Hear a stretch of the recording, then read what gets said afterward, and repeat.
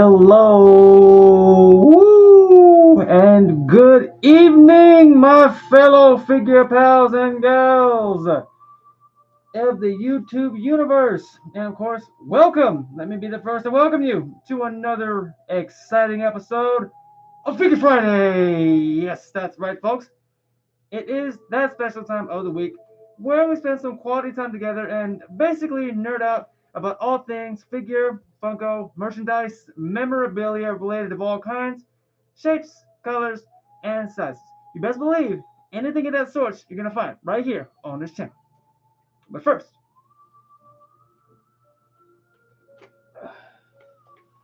I figure it'd be easier if I take this off, huh?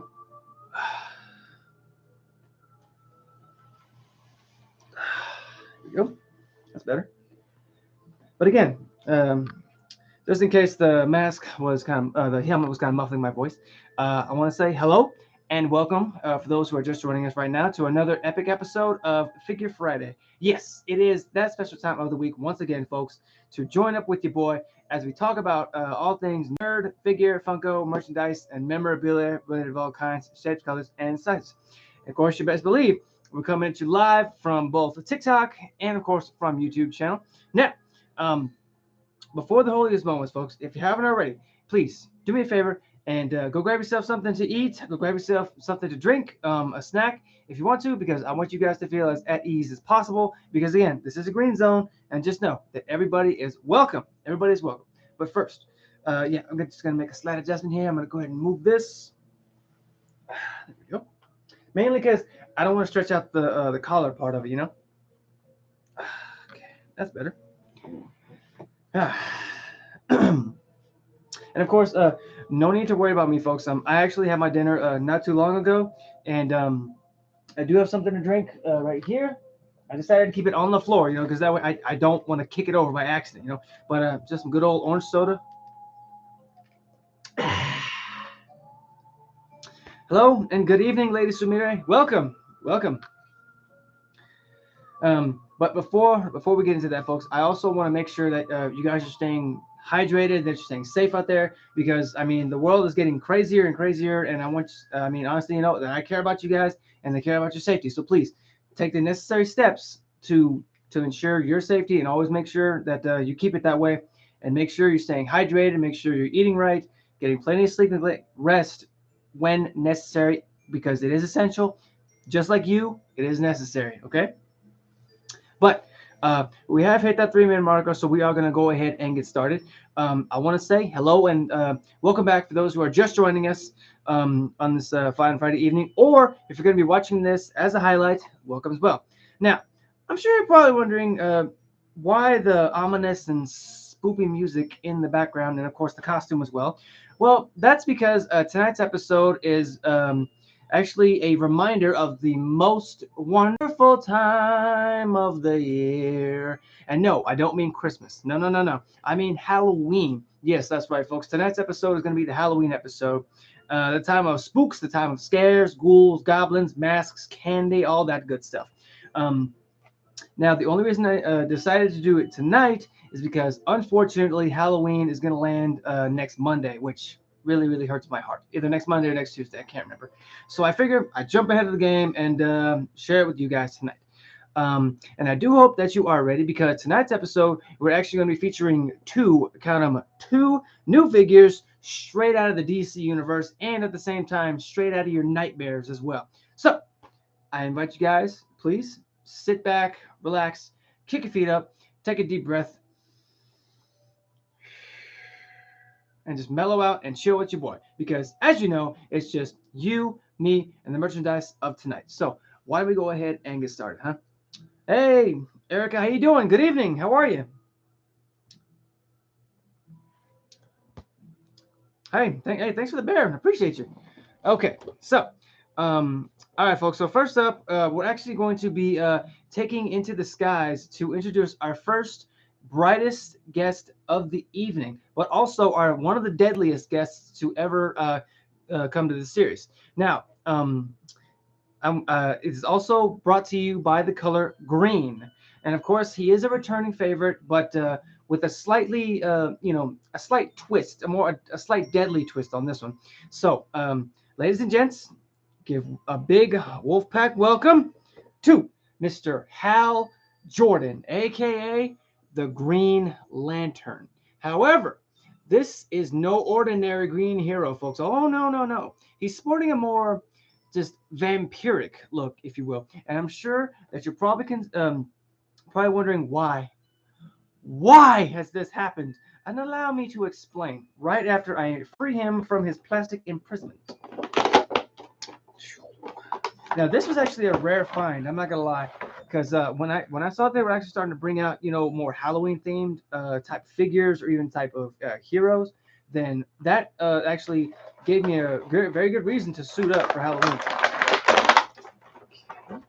Wow, he looks even better out of the box. Look at this guy. Check him out.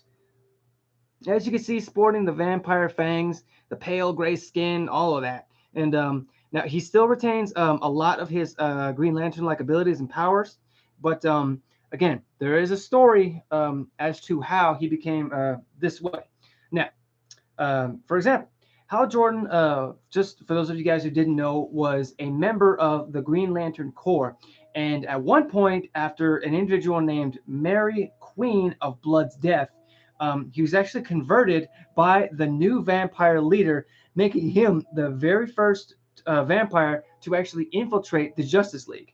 And when a man named Andrew Bennett came to the Hall of Justice, having learned about Mary's death and a new vampire conspiracy to wage war on humanity, Hal actually tried to keep his presence a secret by claiming that he and Zan were the only ones in the Hall of Justice at the time. And after Andrew had actually told them everything, he actually discovered and learned about the conspiracy. Then Zan actually decided to go get the rest of the League, exposing Hal's lies and forcing the vampiric Green Lantern to kill the Wonder Twin, actually revealing to him and the rest of the Justice League that he had been turned into a vampire. Now, after he actually interrogated Andrew and decided that he hadn't spoken to anyone, he had the rogue vampire actually burned to death with a ring created sun projection. Now, unfortunately, that was the last we had seen of the vampiric Hal Jordan, but I highly doubt that that was definitely going to be the only time that he was going to be talked about. Now, I kid you not. Again, this was actually one of the many rare finds of the McFarlane family because it bears the special gold label. And like each of the figures, they come with a standing base and, of course, a collectible trading card, which I will now get out as well. Make sure his gloves are slippery. Wow. Check that out. That's beautiful, I'm not gonna lie. Now, a little description on the back here. Hal Jordan was summoned to the crash wreckage of a spaceship belonging to Abin Sur, a member of the Green Lantern Corps, and upon his death, Abin Sur entrusted his ring and duties as the Green Lantern to Hal Jordan. So that's basically telling us his origin story before becoming a vampire, when he was actually human. Now, unfortunately, I couldn't find out any fun facts about Mr. Jordan. I mean, that was only because when I was looking at his information, I wasn't looking at the human version of him. I was kind of looking at the vampiric version of him because I wanted to be able to share as much fun facts about him as possible. So let me just show him off to you guys one last time. Again, I love the color scheme. I love the fact that they stayed so true to the vampiric look, and the fact that they turned his hair green as well. That's just beautiful. And of course, as you can see, he's got claws kind of protruding out of his glove just a little bit. Very dangerous, very deadly, and still so freaking cool, honestly. And again, McFarlane outdid themselves, and I'm so happy to have him on my team. Okay, put that right there. Are you guys good? I want to make sure you're good before we continue. If you need a minute, take a minute. That's okay. Heck, I'm actually going to take a second to take a swig.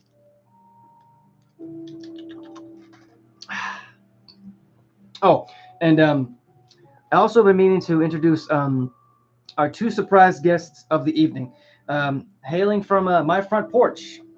Ladies and gentlemen, this is John Bones. And of course, you're probably wondering where this hand is right here, or if you guys didn't see it or not paying attention, that's actually to my guy, Billy. That's Billy Bones.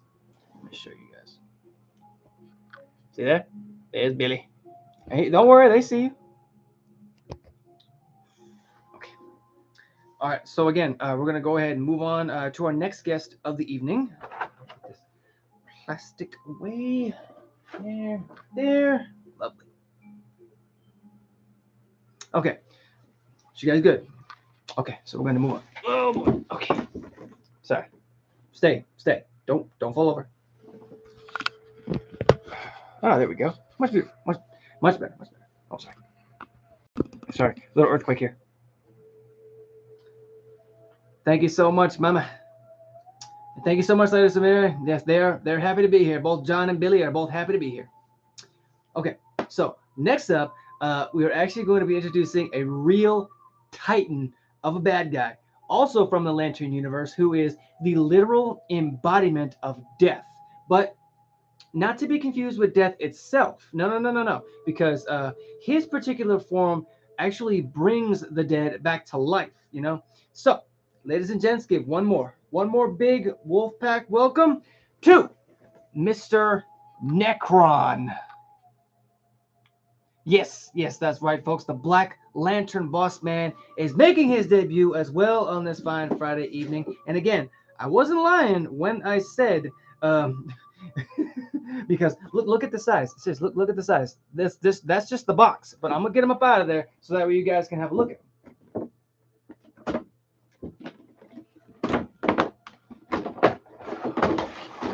And I thought ahead and I caught the devil and I cut the devil's tape.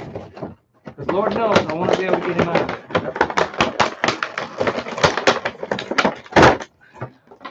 Beautiful. Okay. Check him out. This guy is massive. See, look, I'm holding him up right next to my head. See, this is not your standard size of figure, because trust and believe, anything will be a little smaller than that. Dang. And again, this was another rare find that was just recently released from the McFarlane lineup, and I'm happy because, again, he's in my possession, because now death will serve me. I'm just kidding. But as you can see, folks, like I said, he's the leader of the Black Lantern Corps, because like all Lantern Corps members, they bear the symbol somewhere on their person, because as you saw with Hal Jordan, his symbol is actually right here on his forehead. I know, big old forehead. Look at that 4x4 truck. Look at that thing, man. Trust me, I know he seems like he's in pain right now because but he's very happy to be here. And of course, also brought not only his weapon of choice, but also, like all the Lantern members of each corps, they have what's called a battery. And basically what that is basically the thing that they draw their power from, and it helps them recharge their ring abilities. And of course, his, ironically, is a scythe, which of course, his Lantern battery is right here. So as long as he holds on to it, his power is basically unmatched. Now, not to worry. Like I said, there's also a story to tell, because yes, it's true, he is death, but not death incarnate. So basically, Necron here is the personification of death, and the ruler of a region adjoining hell known as the Land of the Unliving. And I do apologize for the HE double hockey sticks mentioned, folks. Please don't ban me for that. But that also seems to border on limbo and purgatory at the same time within the DC universe. And it is where the souls of the dead await passage to their final residence, in either when you enter the Silver City of Heaven, or you would basically be cast down to HE double hockey sticks. Now, Necron actually draws his power from the souls and spirits of all those who have ever died. And that's coming from like the very beginning of time, because that's how old he is. And he's been there ever since day one. And after what was known as the Owen incident, OAN, I apologize, individual known as Krona was actually sentenced to banishment as pure energy. and that energy somehow reached Necron's realm, and a rift actually opened between the dimensions due to the paradox of an immortal now being in the realm of the dead. And desiring the living world, he is actually now able to see, but being too large to pass through the rift, however, Necron actually recreated Krona as an undead being of immense, enormous power. And actually, given an army of similarly restored spirits, Necron actually sends Krona to kill the guardians of the universe. Yes, I'm talking about the ones of the Green Lantern Corps. And he wanted to do that in order to increase the size of the rift. And of course, Krona had no choice, so he cooperated because being part of Necron's plan, it actually involved collapsing the universe so as to recreate it according to his own desires, which would, in this sense, would basically give Krona the chance to see a universe being born for the first time. And Krona and his minions actually killed several Guardians and fellow Green Lanterns while destroying the central power battery to prevent the Lanterns from recharging the power rings. Now, although his attack is powerful enough to shatter the morale, however, of the Green Lantern Corps, Hal Jordan actually managed to inspire and rally his fellow Lanterns into attacking Krona. With the charges that was basically still left in their rings. And of course, lo and behold, Necron was defeated when Jordan actually entered the realm of the dead and incited the spirits of the recently killed Lanterns to rebel against him. And of course, this distraction, however, undercuts Krona's power. My apologies, folks.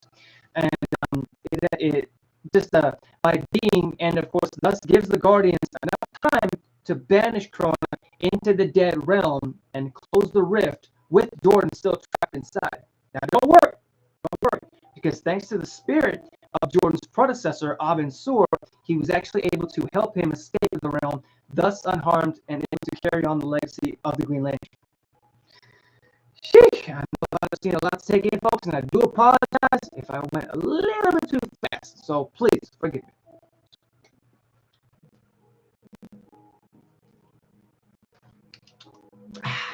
Now, I did find out a couple of fun facts about Mr. Necron here. For example, Necron is not just a living being, but sort of exists as an avatar of darkness from the beginning of the universe. Now, like I said, he's been there since day one. He didn't always look like this. He's just been there since day one. And probably the most interesting fact is that he has been called the most powerful dark force in the DC world. And that includes more powerful than Darkseid, because not a lot of folks can contend with Necron, except, of course, the fellow Lanterns that would rebel against him, or anybody who would dare challenge him. But I don't think they would see the next day. But heck. Anyways, folks, I just want to say, thank you to everybody who came out to see me tonight. I'm going to go ahead and end the stream here. I will be shooting over to my Twitch to do some gameplay. Probably, maybe some Mortal Kombat, or maybe some Fortnite, because I did recently procure Michael Myers skin that was recently released. So I tried flexing him for a little while. Hey, we'll see what happens. You guys are more than welcome to check that out. Follow me over. Feel free to hit that subscribe button when it does appear, and feel free to sample either one of these fun videos, as well as they are epically spooky and awesome as well. But again, thank you to everybody who came out to see me tonight. You guys are breathtakingly awesome. I appreciate y'all so much. All the continued support. Love you guys so much. And as always, folks, until next time, I look forward to seeing you next week for another riveting episode. And as always, folks, stay safe, stay awesome, stay weird, stay yourself.